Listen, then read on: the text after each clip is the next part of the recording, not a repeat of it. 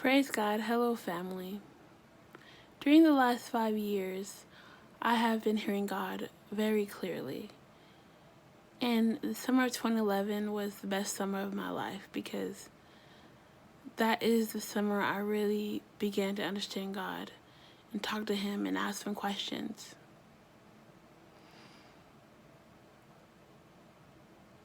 The last 5 years have been the most joyous, but they have also been the utmost difficult. But difficulty does not mean joyless, and difficulty does not mean peaceless, and difficulty does not mean that I was walking in foolishness. Actually, difficulty builds you up in so many ways to understand God and to understand His ways, because there's just so much of ourselves that we need to get rid of. And I'm continuing to get rid of that. Before the summer of 2011, I was in college doing very, very well. I was also going through social identity issues and family issues and figuring out where I want to be and what I want to do with life. I've never that kind of girl that went out and partying and drugs and all that other kind of stuff because I thought that was stupid. Being an introvert, you don't really try to put yourself in situations where you're involved with a lot of people. But I don't put myself in a box anymore. I have introverted and extroverted qualities as I get older.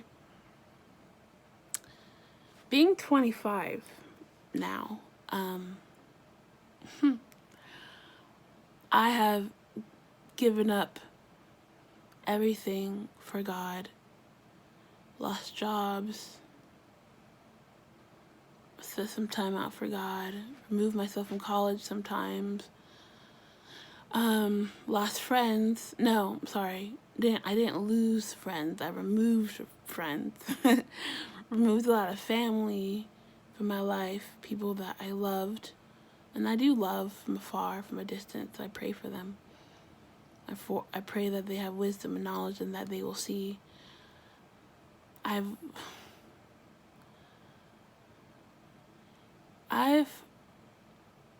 lost just about everything, really. At one point, I lost just about everything that I held very dear to me. And it was the most difficult thing ever. And I did feel whether I was doing the right thing. I did have those thoughts. Sometimes I even have regretful thoughts. And I would be angry with God. But it's like I regret nothing.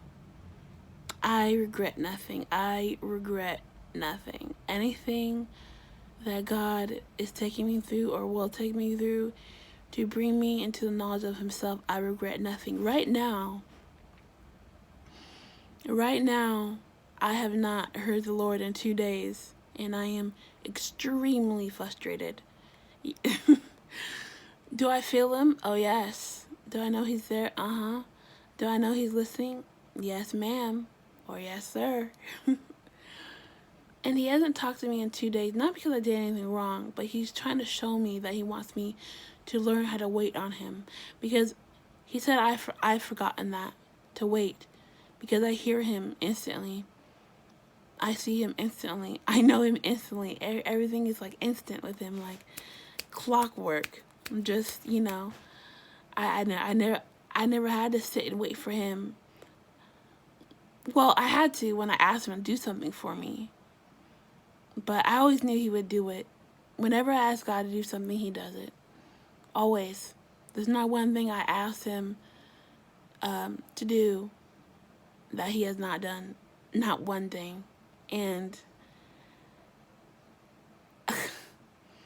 it's just a matter of waiting. But when it comes to me hearing Him or seeing Him, it's just instant. I could have him whenever I want, pretty much. But for 2 days, he's been discreet. And I am frustrated, and I was angry beyond belief yesterday. I was very angry. And he's been doing that to me, actually, just when I ask him something, just being quiet. And and by the way, no, I can't just hop into heaven. If I do go to heaven, he tells me to go back, because he'll say, I'll talk to you later. Yeah.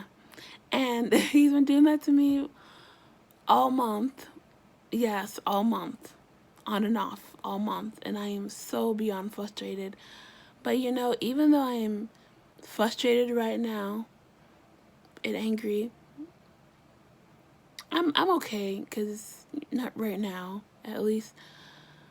And today, there's nothing in the world that I would ever take away from my time with God the last 5 years. Like, you could offer me $1 trillion, there's nothing I would take away from the last 5 years of being with God. Nothing. Even the hardships and the terrible things I thought he did to me, which ended up to be lessons, or a situation where if I just listened to him, I wouldn't have to go do that. Or, just if I followed his directions, I wouldn't have to go do that. Nothing. I wouldn't take away a thing. I wouldn't take away a thing from today, from yesterday, because even though I feel all these feelings, I know God enough to know that he is faithful. He is righteous, and he is loyal. And I can depend on him. Boy, can I depend on him. I know that of God. And so even if the closest person dies tomorrow, the closest friend I have, if I find myself disabled tomorrow or not being able to speak, oh yes, I will be angry. I'm not emotionless. I'm not perfect. I'm not anything of the sort. I will be angry in all kind of ways. But one thing that I will not be, one thing that I will never question, is God's faithfulness to me, because throughout my whole life, he has proven himself to be to being able, trustworthy and loyal. Trustworthy and loyal, and I will never doubt that. So, as one person who understands being in the flesh in this world, in this vile world, living with millennials, being a millennial myself, Generation Y, aka millennials, and raising Generation Z's, the generation that comes after us, and understanding them and watching them, and all of that, being a woman of color, being a black woman, being raised in the church, understanding how the world is going.